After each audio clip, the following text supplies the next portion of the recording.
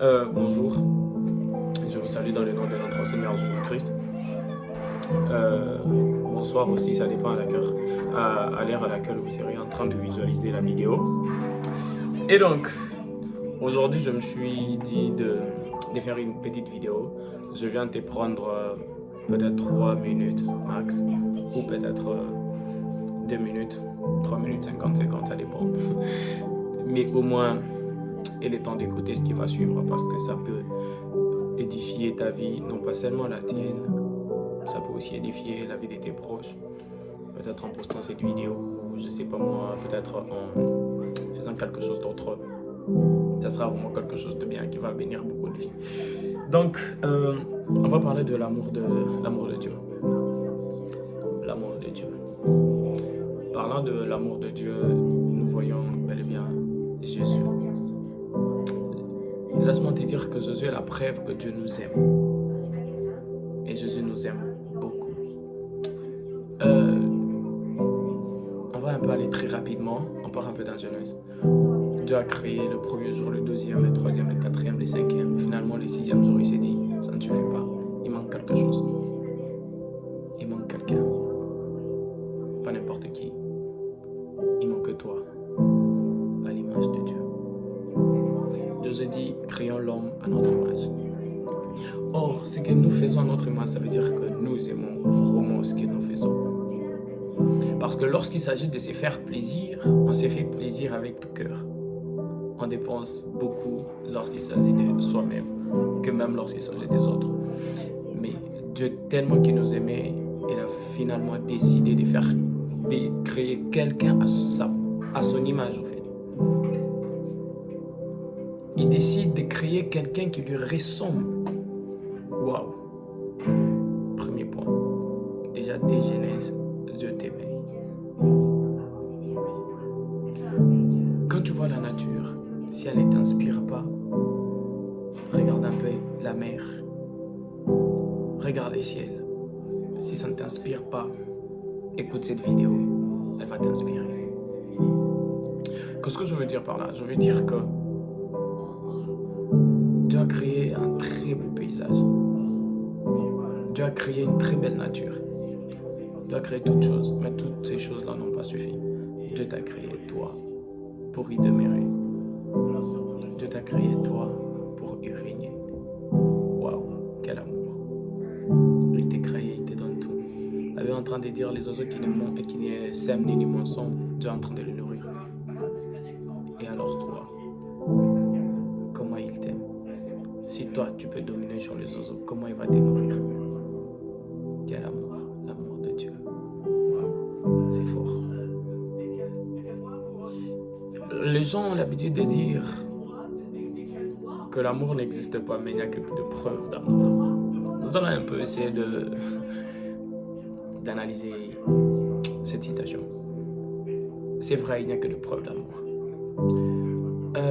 On va voir dans Jean 3,16. La Bible est en train de dire Dieu nous a tellement aimés. Il nous a tant aimés. Ça veut dire qu'il nous a aimés en profondeur. Il nous a aimés en esprit, en chair, en âme, en tout ce que vous connaissez. Mais il nous a tellement beaucoup aimés qu'il nous a fait un don. Pas n'importe quel don, mais il nous a donné son Fils unique, Jésus. Ces dons-là n'étaient pas pour que toi tu continues à vivre dans les péchés. Ces dons-là n'étaient pas pour que toi tu continues à ignorer que Jésus est là.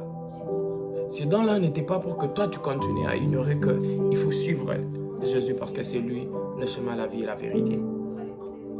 Mais ces dons-là étaient pour que toi tu aies la vie éternelle mais que tu ne périsses pas. Autrement dit, Dieu, il est tellement amour qu'il veut que toi tu rentres chez lui. Parce que c'est chez lui que tu trouves la vie éternelle. La Bible est en train de dire que Dieu, en venant sur terre, il n'est pas venu comme Dieu. Mais il est venu comme un homme rempli du Saint-Esprit. Il n'avait rien à gagner s'il venait comme Dieu. Philippiens 2, le verset 5 à 7, vous allez lire. Il est en train de dire que Dieu s'est dépouillé de sa divinité parce qu'il n'avait rien à gagner. Il Il allait gagner quoi si il venait sur terre en tant que Dieu? Il a laissé sa divinité pour que toi et moi, sachant que nous pouvons faire les choses comme lui l'a fait.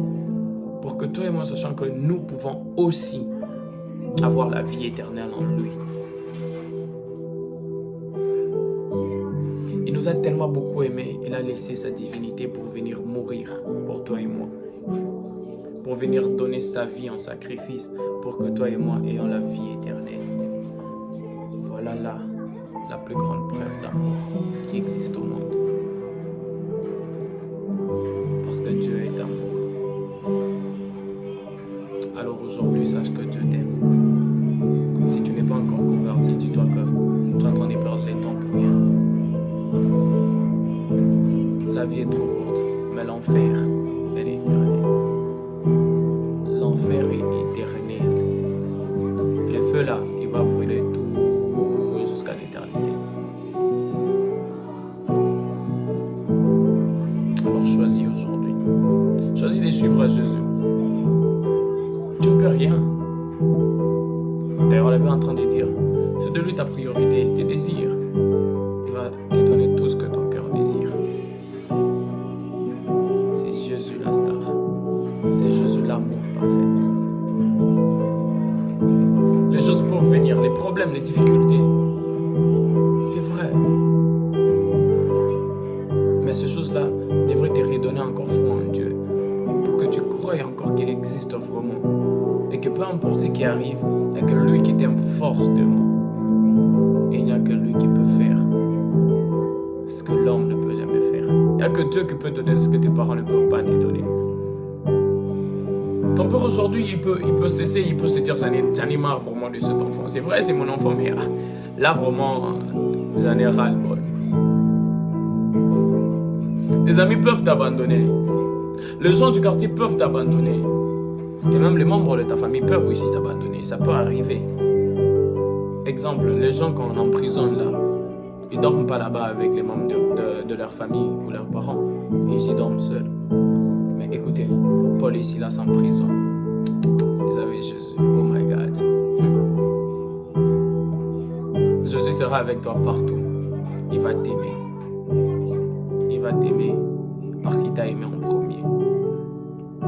Quand tu étais encore dans les péchés là, il t'aimait fortement. Il est descendu, il est venu. Il s'est donné en sacrifice pour que toi tu arrêtes les péchés. Alors aujourd'hui, sache que Dieu t'aime beaucoup et il te veut. Alors aujourd'hui, je suis venu te partager ce qu'on appelle l'évangile. L'évangile. Je suis venu faire entrer Jésus dans ta maison. Je suis venu faire entrer Jésus dans ta pensée, dans ton téléphone, dans ta vie. Partout, Jésus. Il n'y a qu'en lui que tu as la vie. Sans Jésus, tu es un homme mort, mais que tu vis. Oui, tu vis, mais sache que tu es mort. Parce que les péchés tuent. Peut-être que tu n'es pas encore mort physiquement, mais spirituellement tu es mort. Parce que lorsque Adam et Ève ont péché, ils étaient morts. Mais ils n'étaient pas morts physiquement. Spirituellement, ils étaient morts. Parce que la Bible est en train de dire, si tu manges à l'arbre, tu meurs. Si tu pêches, tu meurs. Le salaire du péché, c'est la mort. Gardez une chose en tête, c'est que Jésus revient très bientôt. Il est à la porte. Je crois, dans 2 Jean ou de Pierre, la Bible est en train de dire, Dieu ne tarde pas avec sa promesse. Il veut juste qu'on se répande. Il ne veut pas qu'on puisse se perdre. Il nous veut. Il est là, il revient très bientôt. Très bientôt. Le temps passe très vite. Convertis-toi. Crois en Jésus. Afin que tu ne périsses pas, mais que tu aies la vie éternelle. Et la paix de notre Seigneur Jésus-Christ soit avec vous. Je vous aime beaucoup. Jésus vous aime aussi beaucoup. L'amour de Dieu.